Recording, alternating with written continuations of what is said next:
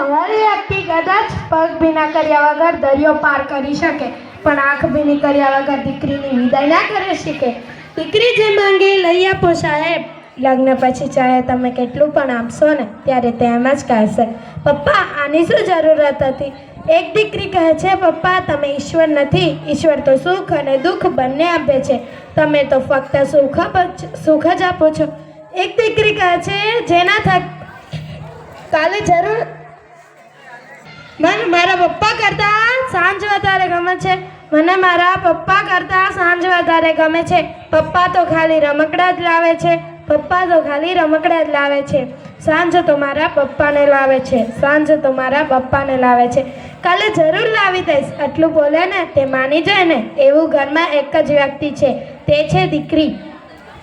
એક દીકરીને એના પપ્પાના આંગણામાં પગ મૂકતા જે ખુશી મળે છે ના સાહેબ, એવી ખુશી કોઈ આખી દુનિયામાં ના આપી શકે. સંસારમાં સૌનો પ્રેમ મળી શકે, પણ બાપનો પ્રેમ તો ઓલે ભગવાનનો પ્રેમ પણ ઝાંખો પડે. એટલે જ તો દીકરી ભગવાન વિરુદ્ધ સાંભળી લેશે, પણ તેના પિતા વિરુદ્ધ કદી નહીં સાંભળી શકે.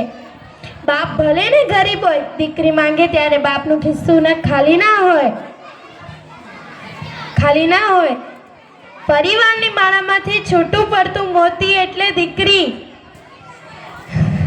પરિવારની માળામાંથી છૂટું પડતું એટલે દીકરી. દીકરી એટલે ઈશ્વરના આશીર્વાદ નહીં, દીકરી એટલે આશીર્વાદ મળે ઈશ્વર.